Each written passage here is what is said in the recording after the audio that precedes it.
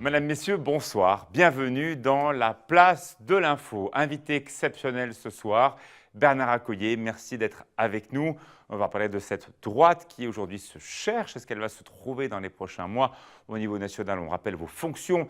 Ancien président de l'Assemblée nationale, c'est vous qui portez ce projet de refondation des droites. Et c'est vous qui allez amener votre formation politique jusqu'à l'élection d'un prochain secrétaire du mouvement dans quelques semaines ou quelques mois.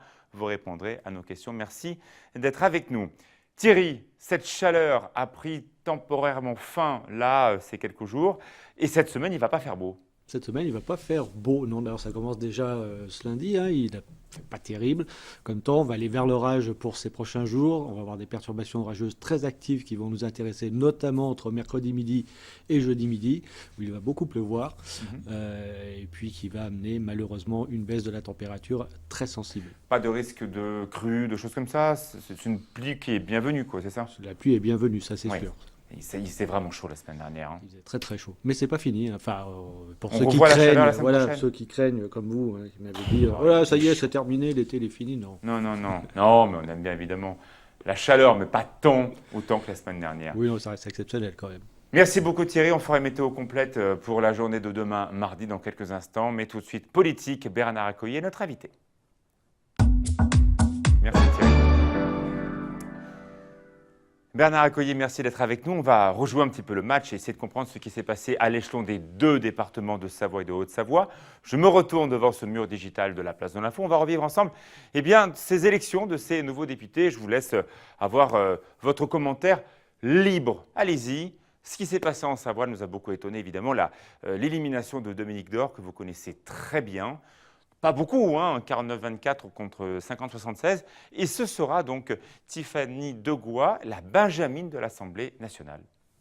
Il s'est passé dans nos départements ce qui s'est passé dans pratiquement tout le pays. Il y a eu une vague extrêmement forte en faveur des candidats de La République En Marche, qui s'est inscrite dans toute la stratégie qui a été conduite par Emmanuel Macron et que finalement, il faut le reconnaître, la droite n'a pas vraiment vu venir. Emmanuel Macron a longtemps avant imaginé son scénario. Il a pris acte que les vieux partis politiques étaient extrêmement affaiblis, que ce soit le Parti socialiste qui aujourd'hui est en très mauvaise posture, ou que ce soit les Républicains qui sont aussi dans la difficulté. Et à partir de là, il a bâti son scénario en créant sur le terrain tout un réseau qu'il a appelé des marcheurs, des helpers. Et là, 24 ans, n'ayant jamais fait de politique. Et ils les ont conduits à pousser sa candidature. Lui a eu de la chance parce que au premier tour, il a été servi par les affaires après avoir écarté François Hollande et Manuel Valls. Au deuxième tour, on a parlé de la candidate de l'extrême droite. Et ensuite, il a continué sa stratégie qui était de tout chambouler en nommant un Premier ministre qui venait des Républicains. Mais revenons en Savoie, c'est dans ce contexte qu'en Savoie comme ailleurs, en Haute-Savoie comme ailleurs, les électeurs de la droite et du centre, qui avaient voté Macron pour une bonne partie d'entre eux, la plus grande partie d'entre eux, au deuxième tour de la présidentielle, ont continué, d'autant que les images de l'investiture et les premiers pas à l'international du nouveau président de la République étaient tout à fait réussis. Alors, Dominique Dore, trésorier de votre formation politique pendant longtemps, un homme respectable, ancien maire d'Aix-les-Bains, qui va peut-être d'ailleurs reprendre sa mairie. Quel commentaire vous accordez à sa non-réélection? Mais d'abord, je suis déçu pour... c'est un ami, Dominique Dore, puis c'est un élu qui a fait énormément pour son territoire. Il suffit d'ailleurs d'aller à Aix pour voir comment la ville a été sous son impulsion. A-t-il encore un avenir politique transformé? Je pense qu'on a toujours un avenir, à moins que l'on décide, ce qui est mon cas, pour différentes raisons, de changer de voie. Il a fait énormément. Là, il y a une très jeune élue. Bon, c'est la démocratie. On va voir ce qui va se passer. Je pense encore une fois que le pays est dans une situation très difficile et que la conjoncture dans laquelle se sont trouvés élus des candidats et des candidates peu connus est extrêmement particulière. On va changer sa conception. C'est conjoncturel. On va le voir, c'est la même chose. Vincent Rolland, qui a été réélu, donc là, qui prend la place d'Hervé Guémard, un siège important. Là, ce n'était pas une surprise. On s'attendait que la Tarentaise résiste mieux que le reste du territoire savoyard. À la différence d'autres territoires de montagne, c'est vrai que la Tarentaise a plutôt, comme d'habitude, voté à la droite et du centre. Oui. Pour ce qui est de la Tarentaise, c'était un paysage dans lequel on pensait que Vincent Rolland, qui a déjà été député quand Hervé Guémard était au gouvernement, serait réélu. Il l'a été brillamment. On change de circonscription, toujours en Savoie. Émilie Bonnivard, qui était donnée battue au premier tour, l'a emporté assez confortablement au deuxième tour. On sait, quelqu'un que vous connaissez bien, Michel Bouvard, a fait sa campagne, plus de 100 réunions publiques. C'est la fameuse remontada qu'on a vue pour certains candidats entre le premier et le deuxième tour. Le premier tour a été un premier tour un peu caricatural. Et entre les deux tours, il y a eu une remontée dans toutes les circonscriptions d'ailleurs, il y a une remontée On va le voir en des Haute-Savoie. candidats de droite et du Alors, centre. vous êtes un expert de la politique. Émilie Bouvard est une responsable de la région, la vice-présidente du président de la région, chargée de l'agriculture. Elle a fait un énorme travail sur ce terroir qu'elle connaît comme sa poche. Et les électeurs lui en ont été reconnaissants. Vous avez bien entendu Émilie Bonnivard et non Émilie Bouvard. Ce n'est pas la femme de Michel Bouvard. Vous l'avez bien compris. Allez, on change de circonscription pour voir. Ça a été vraiment un des véritables matchs de cette élection. Vous connaissez bien Bernadette Laclais parce que vous étiez son président lorsqu'elle siégeait à l'Assemblée. Patrick Mignola. Là, c'est aussi un homme très proche de Laurent Wauquiez qui a changé de position en quelques jours de l'élection présidentielle, qui va être un député certainement avec une voix importante à l'Assemblée.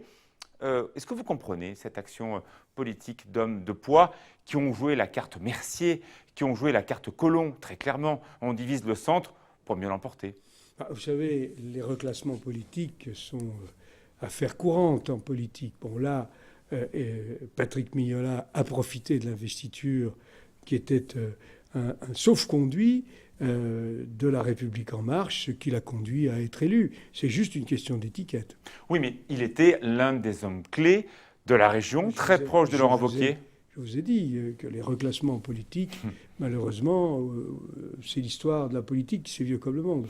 Direction la Haute-Savoie, territoire que vous connaissez très très bien, avec cette victoire très étonnante. Elle a failli être élue au premier tour. Véronique Rioton face à votre candidate, Annabelle André-Laurent. Quand vous voyez ce score, quel est votre... C'est une grosse déception, même si Annabelle a doublé son score entre les deux tours.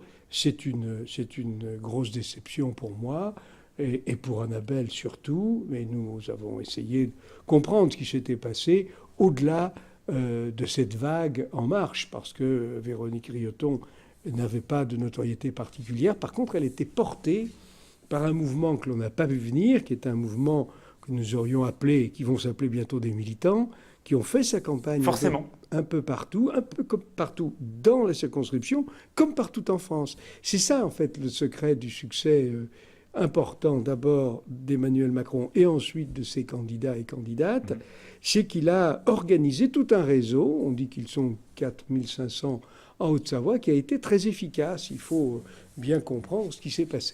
Direction l'autre circonscription d'Annecy, bien sûr, Lionel Tardy qui se retrouve évincé par Frédéric Lardet. C'est vrai qu'au deuxième tour, c'était un peu plus tendu. Lionel Tardy qui, en tout cas, a été assez honnête dans son fonctionnement. Il n'avait pas d'autre mandat que celui-ci. Il nous a exprimé ici son inquiétude quant à son avenir professionnel. A-t-il sa place pour en fonder la droite nationale ? Je pense que tout le monde a sa place dès lors qu'on est engagé dans la vie politique. Mais je voudrais insister sur la différence entre les deux premières circonscriptions. Première circonscription, j'ai essayé de transmettre mes responsabilités. Les électeurs l'ont refusé très nettement. Lionel Tardy, c'était un renouvellement. Il a fait beaucoup de travail à l'Assemblée. C'est un député très actif. Et malheureusement, il est écarté, mais on le voit, le score est beaucoup plus serré. Mais c'est la même vague qui emporte plus facilement Annabelle André-Laurent qu'elle n'emporte Lionel Tardy, parce que dans le premier cas, c'est une nouvelle venue, dans le second cas, c'est un député qui a fait du travail. Et pourtant, il pourrait correspondre à ce que notre président veut, c'est-à-dire des gens de la société civile, patrons d'entreprise, jeunes encore, 51 ans. Ah, ça correspondait bien au prototype En Marche, Lionel Tardy. Oui, c'est l'étiquette qui a souvent, sans vouloir enlever les qualités aux candidats et candidates devenus parlementaires aujourd'hui, l'étiquette était un talisman particulièrement puissant. Troisième circonscription, vous le connaissez bien. C'est une véritable surprise pour ce deuxième tour. Guillaume Gibault a été donné largement en tête au premier tour. Renversement de tendance, Marcel Sadier l'a emporté de justesse au deuxième tour. Comment vous qualifiez ce résultat? Alors, je pense que Marcel Sadier a fait une très grosse campagne entre les deux tours et qu'il a réussi une remontée très importante qu'il faut saluer. C'est son implantation et le travail qu'il a fait et la campagne qu'il a conduite entre les deux tours. Étonnant de voir que le référent En Marche de ce mouvement national sur les deux Savoies, c'est très clairement Guillaume Gibault, qui a porté d'autres candidates qui l'ont emporté. Quant à lui, il n'y est pas arrivé. Oui, mais ça prouve que le candidat sortant, là encore c'était une reconduction, a su mettre en valeur ce qu'il a fait pour le territoire et puis conduire une campagne énergique entre les deux tours. Vous avez suivi avec beaucoup d'attention ces trois autres circonscriptions. On va voir la quatrième où effectivement Virginie Duby-Muller était donnée en position très défavorable pour le deuxième. Enfin, il s'était tendu. En tout cas, elle était derrière. 1400 voix. 1400 voix. Et donc là, elle est arrivée. Eh bien là encore, même chose, elle a fait une grosse campagne entre les deux tours et les électeurs ont reconnu son travail et la pertinence de sa campagne. Et pourtant, elle avait face à elle une candidate qui était élue locale, qui tenait bien dans les débats, on ne va pas le dire, c'est une personnalité qui savait être contre. C'est une reconduction, là encore. Virginie Duby-Muller était députée sortante. Elle bénéficie du retour, du rattrapage entre les deux tours, et elle ajoute son action, sa campagne, qui font aujourd'hui la différence, qui fait qu'elle est réélue. C'était peut-être l'un des deux enjeux de ces élections législatives, c'est le Chablais. On l'a vu, la droite s'est beaucoup bataillée autour de la succession de Marc Francina. Astrid Boroche était en position, là, très clairement défavorable pour le deuxième tour. Il y avait deux candidates, Patricia Mahut, Astrid Boroche. Qu'est-ce qui s'est passé? Il ne manquait pas grand-chose pour qu'elle l'emporte. Patricia Mahut n'a pas clairement appelé à voter pour Astrid Boroche. On n'a pas senti votre parti en position très claire derrière elle. Alors je l'ai soutenu, si. Les Républicains ont apporté au deuxième tour leur soutien à Astrid Boroche. Je l'ai dit d'ailleurs publiquement, je l'ai écrit. Alors est-ce qu'elle sera réintégrée dans votre le problème du Chablais est qu'il y avait une division au premier tour et que cette division, eh bien, on la paye au deuxième tour avec un écart qui, compte tenu de la situation, aurait pu être pire. Donc c'est vraiment dommage qu'il y ait eu cette division, car s'il n'y avait pas eu cette division, je pense que la cinquième serait restée Êtes-vous pour la réintégration d'Astrid Boroche dans votre parti, les Républicains? Je l'ai soutenu au deuxième tour. La question n'est pas d'actualité. Il faut maintenant dépasser ces crispations. Et bien sûr, la sixième. Alors là, vous connaissez bien Sophie Dion, députée sortante, face à un maire, pas forcément un homme de gauche. On sait bien, dans la vallée du Mont-Blanc, les élus sont plutôt de centre droit. Qu'est-ce qui s'est passé là? Alors là, je pense que c'est une circonscription très particulière où Xavier Roseraine d'abord est un élu qui était UDI et qui avait déjà son réseau d'amis politiques, en particulier dans la Haute-Vallée de l'Arve, qui lui a donné d'ailleurs la majorité. Éric Fournier, tous les élus de la vallée ont donné. Et deuxièmement, il avait l'investiture de la République En Marche. Quand vous ajoutez à ça les problèmes spécifiques autour des questions de pollution de l'air dans la vallée de l'Arve, il a bénéficié d'un certain nombre de soutiens de ce côté-là, qui naturellement était moins favorable aux députés sortants, puisque les problèmes de pollution ne sont pas la faute de Sophie Dion, mais qu'on a dû lui reprocher qu'ils existent encore, alors qu'elle a fait beaucoup pour en diminuer les effets. Et Sophie Dion qui a très largement augmenté son score du premier tour. Elle aussi, elle a fait une grosse remontée entre les deux tours, mais ça n'a pas suffi. On va parler du national dans quelques instants. Thierry Paul pour la météo. Quel temps fera-t-il demain mardi? La réponse. Bernard Accoyer est vraiment intéressé de savoir si le temps avait changé depuis 20 minutes avec le retour de Thierry Paulme. Alors demain mardi, ça donne quoi? Et on aura à peu près le même type de temps que ce lundi, c'est-à-dire Ouais. une matinée qui sera bien ensoleillée, et puis l'après-midi, à nouveau, ça va tourner à l'orage. Alors les orages là seront un peu plus marqués, un peu plus généralisés que cette soirée de lundi.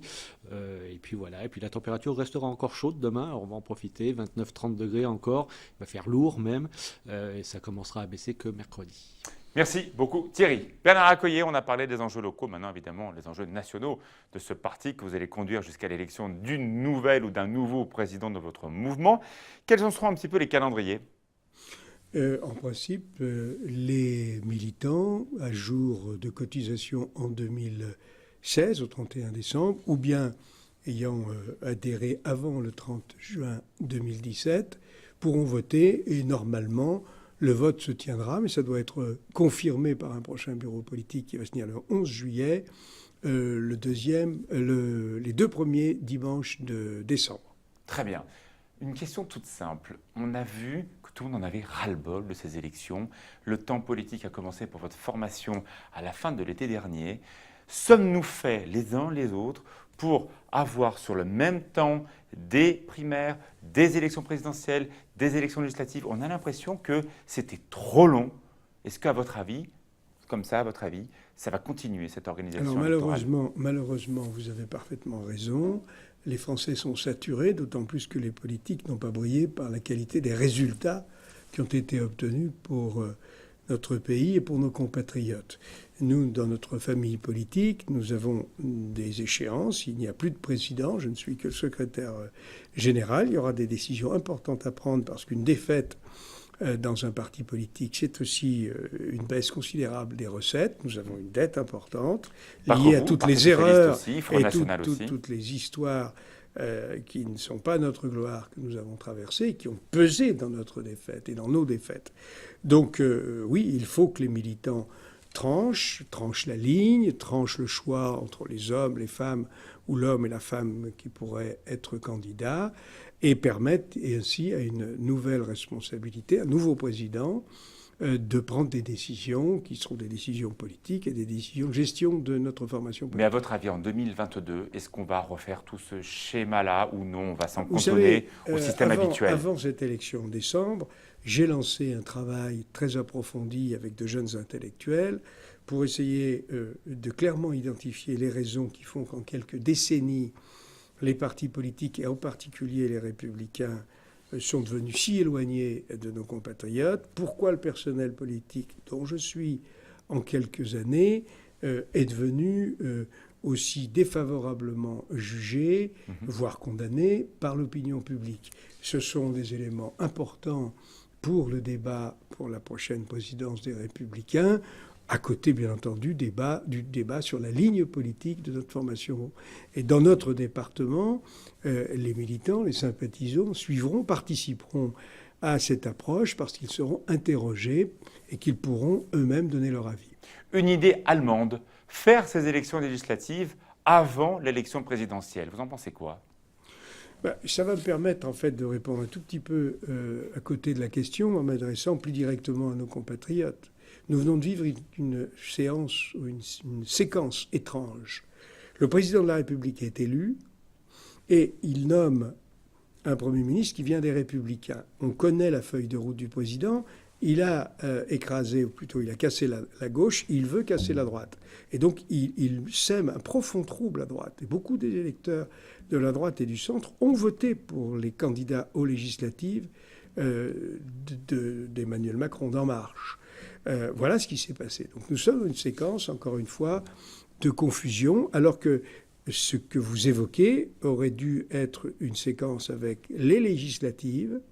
Les Français choisissent leur majorité. Et après, s'il n'y a pas de majorité pour soutenir le gouvernement, eh bien, il y a des négociations et des accords entre les partis politiques et le gouvernement. Pour autant, les parlementaires, les Républicains, sont évidemment coopératifs, responsables et travailleront avec le président de la République et le gouvernement pour les réformes sur lesquelles nous sommes d'accord. Je pense aux impôts, au contraire, je pense au Code du travail, je pense à l'école en particulier. Mais sur les impôts, nous ne sommes pas du tout d'accord puisqu'il y aura une hausse des prélèvements qui sont déjà très, très hauts, notamment la CSG. D'autres questions régaliennes, nous ne serons pas des soutiens, mais au contraire, une opposition responsable et constructive. Ma toute dernière question, Bernard Accoyer. Concédez-vous une qualité à Emmanuel Macron que l'un des candidats de votre parti n'avait pas pour ces élections présidentielles? Je pense que Emmanuel Macron a fait preuve de beaucoup de bon sens, de qualité, d'une bonne vision dans cette approche. Il a eu une analyse prenant acte que les partis politiques étaient fatigués, usés. Il a ensuite su écarter le président de la République, écarter le Premier ministre. Donc pour vous, c'est bien joué. Il a eu de la chance également, parce qu'après, il y a eu des événements qui se sont enchaînés. Et puis, il est également habile. Il a du talent, parce que ses premiers pas donnent de très belles images et ont donné aux Français le sentiment qu'il fallait voter pour ces candidats. Merci beaucoup, Bernard Accoyer. On voit bien que vous êtes encore actif dans ces prochains temps politiques importants. Tout de suite, le journal.